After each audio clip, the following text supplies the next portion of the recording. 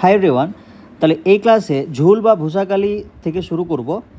তাও ঝুল বা ভূষাকালির বাদ দিয়ে কোক বা গ্যাস কার্বন আছে, তারপরে কার্বনের যে অক্সাইডগুলো আছে সেই পোর্শনটা আছে, ঠিক আছে। আর হয়তো দুটো ক্লাস লাগবে, তাহলেই এই গ্রুপ 14টা শেষ হয়ে যাবে। আচ্ছা, ঝুল বা ভূষাকালি এটা কি করে পাওয়া যায় দেখো। তাহলে যেগুলো কার্বন সমৃদ্ধ বা কার্বনযুক্ত জৈব তরল, যেমন ধরো কেরোসিন, পেট্রোল, এগুলো তো কার্বনযুক্ত জৈব যৌগ।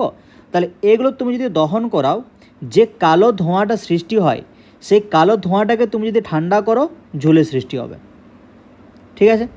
এছাড়াও ধরো প্রাকৃতিক গ্যাস, যেখানে মিথেন আছে, তো ওটাকে তুমি যদি নিয়ন্ত্রিত বায়ুপ্রবাহ জ্বালাও, নিয়ন্ত্রিত বায়ুপ্রবাহে যদি জ্বালাও, সেই ক্ষেত্রে ভূষাকালি তৈরি হয়, যেটাকে কার্বন ব্ল্যাক বলা হয়, ঠিক আছে।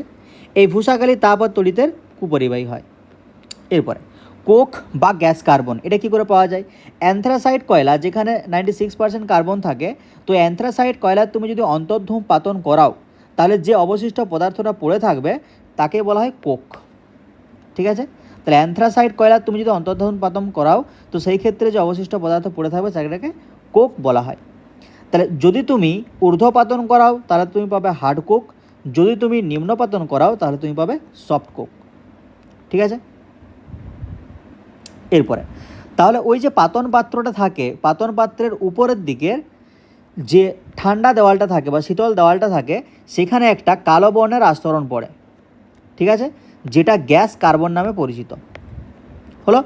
এরা তাপ আর তড়িতের সুপরিবাহী হয়। ব্যাস, তাহলে এখানে ওই রূপভেদ পোর্শনটা শেষ হলো।